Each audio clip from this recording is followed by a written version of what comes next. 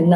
So ஃபியூச்சர்ல cardiac ப்ராப்ளம்ஸோ, heart பிளாக்கேஜஸோ வராம இந்த மாதிரியான சிம்ப்டம்ஸ் இருக்கும்போதே நம்ம எப்படி அத நம்ம ப்ரிகாஷனா நம்ம ஹேண்டில் பண்ண முடியும்? அப்படின்ற கம்ப்ளீட் இன்ஃபர்மேஷன் தான் பார்க்குறோம். நெறைய டீனேஜர்ஸ்க்கு இந்த மாதிரியான பெயின் இருக்கு. ஸோ அப்ப பார்த்தீங்கன்னா, இன்னைக்கு அவங்க லைஃப் ஸ்டைல்ல நெறைய ஒரு டிஃபரெண்ட் ஃபுட்ஸ ட்ரை பண்றது. ஸோ அன்டைஜஸ்டிவ் ஃபுட் நம்ம உடம்புக்கு ஒத்துக்கொள்ளாத சில நெறைய உணவுகள அதிகமா எடுக்கிறது. சீ ஃபுட்ஸ் போன்ற உணவுகள் எடுக்கிறது. அதிகமான நான்வெஜ் எப்ப பாரு பாஸ்மதி அரிசியில பிரியாணி அதிகமா கன்சியூம் பண்றது. இந்த மாதிரி ஒரு உணவு கட்டுப்பாடு இல்லாம, நெறைய ஆல்கஹால் கன்சம்ப்ஷன் அதாவது பியரா இருக்கட்டும், இல்ல மத்த விதமான ஆல்கஹாலா இருக்கட்டும். ஸோ அத வந்து ஒரு வீக்லி ஒன்ஸ் இல்ல monthly once R twice consume பண்ணாலும் சரி.